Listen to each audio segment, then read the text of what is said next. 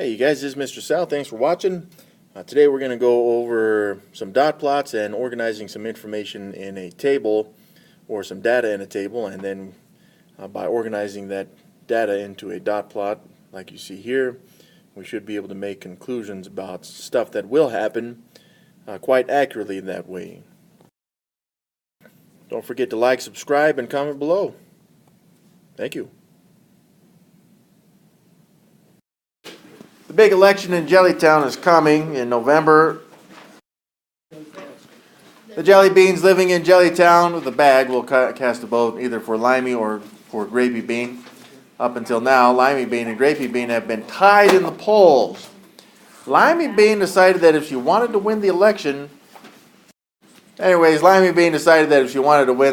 she needed to do something drastic. So in October, because the elections are in November, she came up with a new campaign slogan, "I promise free sunglasses for every jelly bean." Will her new slogan change the way the beans vote? She hired teams of experts to survey the population and answer this question.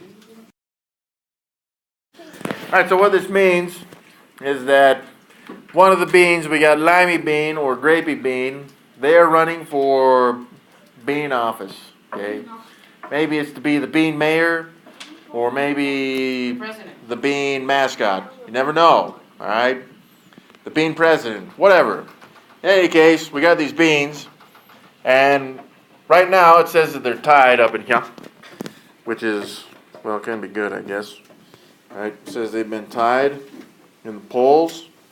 But Limey Bean doesn't want to tie. Limey Bean wants to win, and so Limey Bean came up with that slogan so that Grapey Bean will go down. So we'll have to see how the new slogan will change the way the beans vote. So what's going to happen is they're going to send out a survey. They're going to interview or survey 10 beans at a time and figure out who they intend to vote for, Grapey or Limey Bean. And we'll put together the results of these, but each result will include the 10 votes from each survey.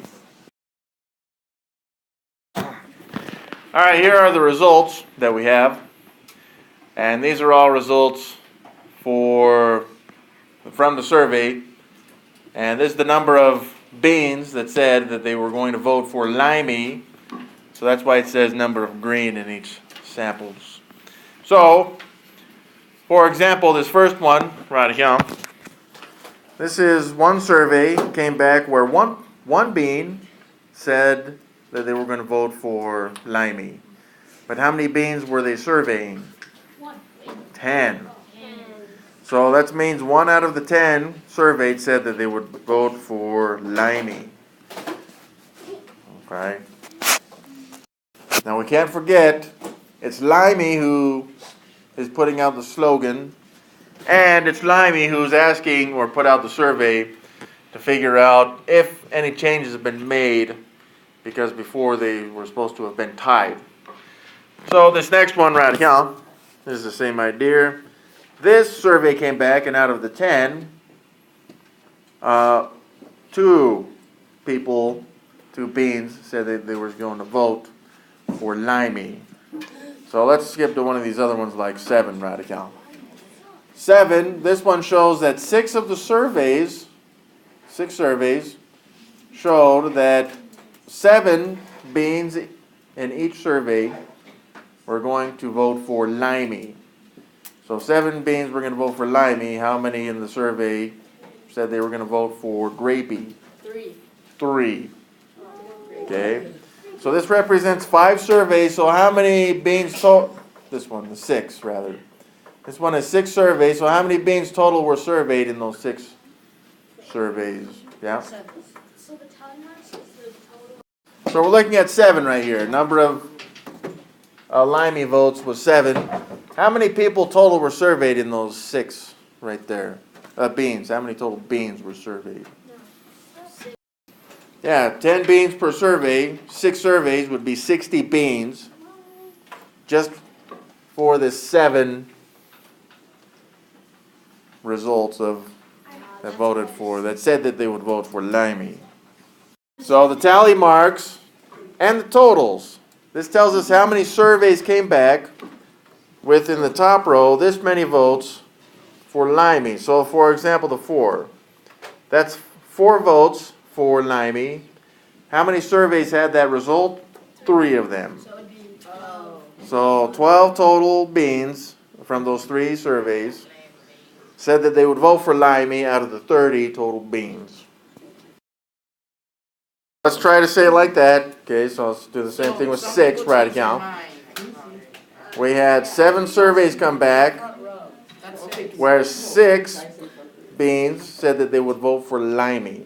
But there was 7 surveys, because there's 7 tally marks, right account. The total is just the number of tally marks there. They're the same, right? That's the only relation there is instead of putting it in tally marks in this row, right account, we just wrote out what the actual total was. The tally marks is the number of surveys that came back with these results here in the top row. That is a good question. Now we must be able to determine, if we understand this table, how many surveys were performed. So yeah, all we're going to do is take this bottom row and add these numbers together. That will tell us how many surveys were completed. So I got 1 plus 1 plus 1. Alright, when I add these, I get 35. 35 surveys. Surveys, samples, however you want to describe that. So that brings us to the next question. How many beans were surveyed? So then, how many beans were surveyed? There were 35 surveys, 10 beans for each survey. So 35 times 10 gives us 350 beans. How many beans were surveyed? 350 beans. So the next question is, this is kind of like experimental probabilities, all right? We did an experiment.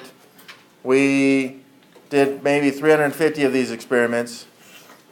And then we have these results, all right? So we have 350 beans.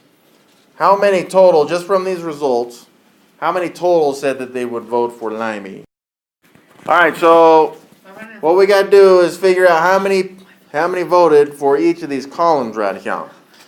For example, this one, right account, how many beans total voted for limey from this one right account? Only 1 out of the 10 did. How many from this result?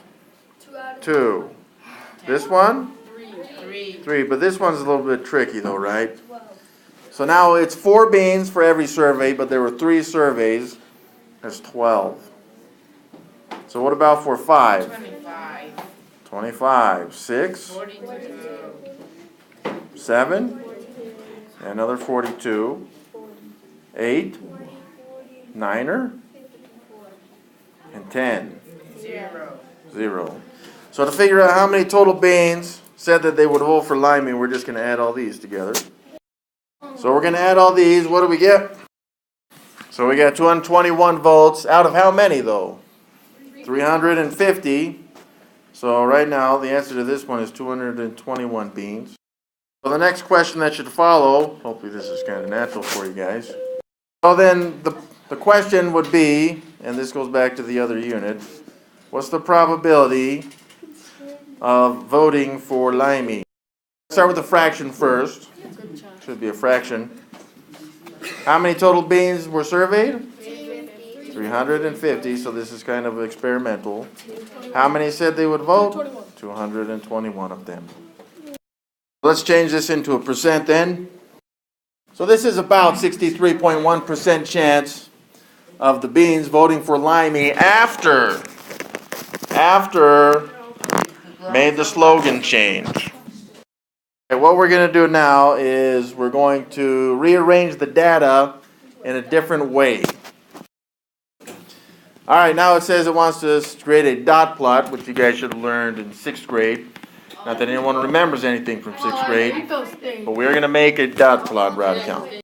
All right, I'll go back and fix that other one. All right, so dot plot, this is going to work. All we're going to do is put as many dots as the results came in for the total in the surveys, okay? But the numbers on this line represent how many beans voted for Limey, said they would vote for Limey out of the 10 surveyed. So this is going to tell us, it's kind of like a frequency. It's going to tell us the frequency of how often this happens based on the 35 surveys that were put out. So for 1, we just have 1 dot because we only had the 1 right here, 1 total. Same with 2 and 3, they only have 1 dot each. 4 gets 3 dots though, 1, 2, 3. 5 gets 5 dots, 1, 2, 3, 4, 5. 6 gets 7 dots. 7 will get 6 dots. 8 will get 5, 9, 6, and 10, 0. So this is kind of a distribution of what is happening right here, just from the results that we got from the beans. So looking at this, just looking at the distribution of the dot plot, did Limey's slogan work? Yeah. So yeah, we did find the probability just based on the results of the survey, but we're really looking at the distribution of this dot plot now to make this determination. So from this distribution, we would say that Limey's slogan has worked. The answer is yes. And the reason is because the distribution of this dot plot shows that we have a lot more of these higher numbers right here than we do of the lower numbers over here. Now this is more of a histogram like this. But it shows the distribution on the high end over here. There's bigger values than on the low end over here. And then we do have these values in the middle. These values in the middle show what? What do they explain? What do we interpret from results in the middle? That's good. It's either really close or it was tied, right? Because if 10 people are surveyed and 5 people say they voted for Limey, then how many people voted, or beans in this case, voted for grapey? 5. To make your 10 for each result. So 5 right here in the middle is where it was a tie. And just based on the wording of the survey, anything more than that shows that more beans were going to vote for Limey. Anything to the left of that is where less people or beans were going to vote for Limey. So yes, this one indicates certainly that Limey's slogan is working. All right, let's look at this a little different way. So in the middle here, this is where it shows more likely that they are even or tied. These numbers up here shows that more votes for Limey in the green. And then over here on the left, that would indicate more votes for grapey.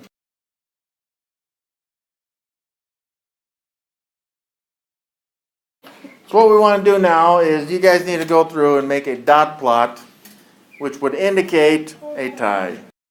We want to show that the dot plot would indicate that the two are going to tie and not that Limey will win based on the slogan. By the way, this is what it should have looked like without the slogan or before the slogan, because in the problem it said that they were tied, which is why Limey created the slogan in the first place, to gain favor or flavor amongst the beans. All right, would this indicate a tie? No. It's only for 5. No, this does not indicate a tie. Only for 5. Okay, let's try that then and see if that would work. 1 has 1, 2 has 2, 3 has 3, 4 has 4. Something like this, right? If we continue this pattern, does this indicate that it's a tie? I think No. Yes, I believe so. All right, the answer is no. It indicates something very completely different. I have one. Actually, I'm slightly worried that you guys don't know how to indicate a I tie. have one. All right, let's try that. Let's see what it looks like first. All right, would something like this indicate a tie? no. Yeah. Yes. I would say yeah. Now, usually you'd have higher numbers in the middle, something like this, and then lower numbers on the edges. But yeah, since this one shows higher numbers in the middle, higher number of survey results showed in the middle, then it's too close to call for 4 and 6. 5 is an actual tie for the 10 votes that came in. Okay, so in other words, 5 said that they would vote for Limey, and the other 5 said that they would vote for Grapey. That's an exact tie right there. So since 5 has 11, it's not a tie between the results. It's a tie between Grapey and Limey, which is indicated with so many ties from the surveys. All right, now we want to make a dot plot that indicates Grapey will win. So we need to see what this plot would be like. All right, so we want the distribution to look something like these, right? Right here? Not that. So if we make the dots correspond with this type of line, right? Because these are how many votes for Limey. Well, if we wanted Grapey to win, then we wouldn't want very many votes for Limey, right? Or if we want to indicate that. So if we put lots of dots up in here, and then lots of dots up in here, and then lots of dots up in here, and then something like these, can be offset a little bit. Something like this. Because it doesn't have to be an exact curve like you see the orange line. But the dots indicate, even if we put one there, that right here there's more distribution on the left side, which is less votes for Limey bean.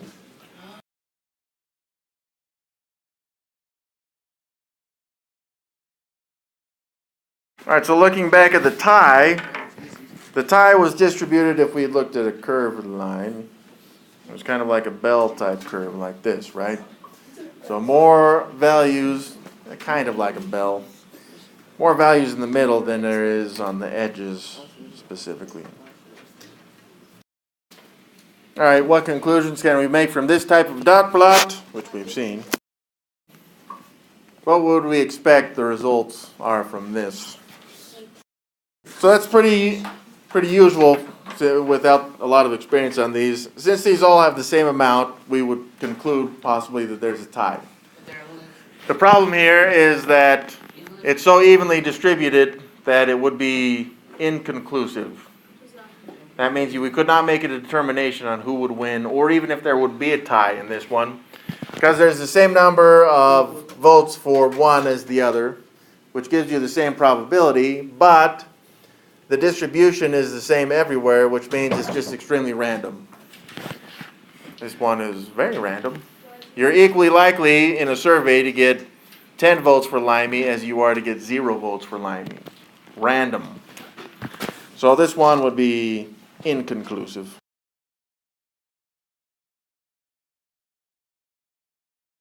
All right, looking at the results, how many of the samples had more votes for Limey bean? Well, the first answer there, how many samples had more votes for Limey bean? All of these did. So 7, 6, 5, and 6, 12, and 12, 24 of them did. How many samples showed a tie? That's this one right here. 5 of them did. And then how many showed more votes for Grapey? That would be these ones. It appears that there are 6. Based on your samples, find the percent of surveys that were Limey bean, where Limey bean had the most votes. So let's find that percentage, I guess. So of the surveys, we know there were 35 surveys. And where Limey bean had the most votes, there was 24 of them. So this would give us as a percent. Now if we look back, what was the probability just overall that people would vote, or beans would vote for Limey? So that percentage was 63.1%, which is pretty close to what we have right account just from the survey results.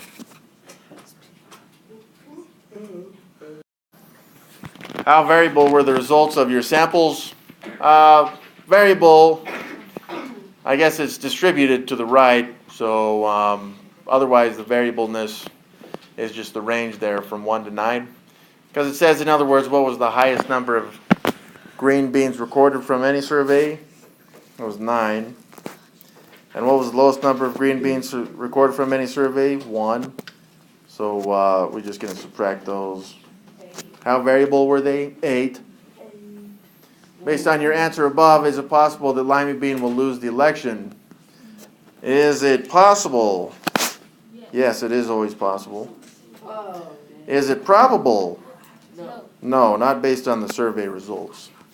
So this one is just, there's a huge difference between something being possible and being probable, which we kind of discussed in the last unit. Probabilities and then possibilities, well, some people say they're endless, but this one is heavily weighted for Limey, but there are some things that cause some statistics to be off a little bit, which we will discuss in a later lesson. Yeah, let's go back to 3 there. Do you think we have enough evidence to declare Limey the winner? Depends. But I would say yes. There's certainly 350 beans surveyed. Out of a bag of 400 would certainly be enough. But if the bag was out of maybe 200,000, well, there's still a lot of data to work with.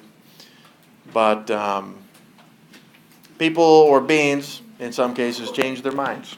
So, but I would say yes, because the data is heavily weighted for Limey bean.